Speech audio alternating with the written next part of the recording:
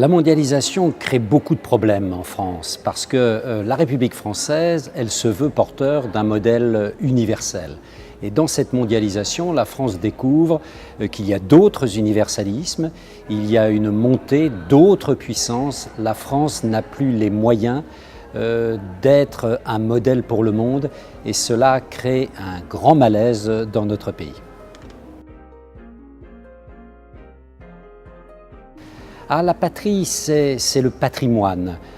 C'est tous ceux qui se sont sacrifiés pour que la France reste ce qu'elle est aujourd'hui, c'est-à-dire une puissance moyenne, qui a encore son mot à dire, qui est un pays démocratique. Et trop souvent, on a l'impression que la patrie salue ceux qui se sont fourvoyés dans de mauvais combats, par exemple les combats coloniaux. Et on oublie que la patrie, c'est aussi tous ces morts de la Première Guerre mondiale, de la Seconde Guerre mondiale, qui se sont battus pour la liberté.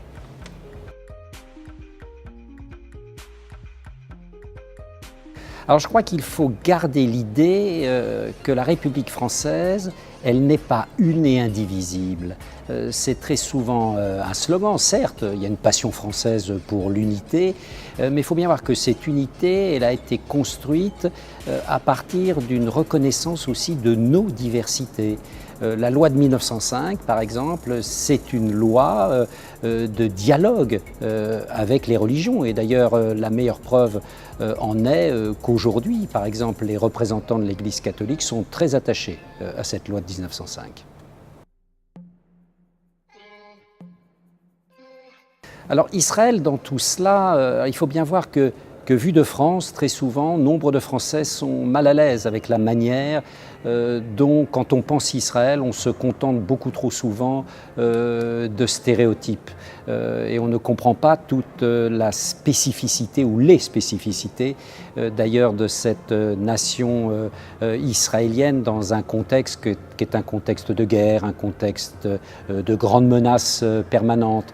Et la nation relativement apaisée, stable qu'est la France, a du mal à comprendre cette nation israélienne qui est une nation dans un contexte de bruit et de fureur.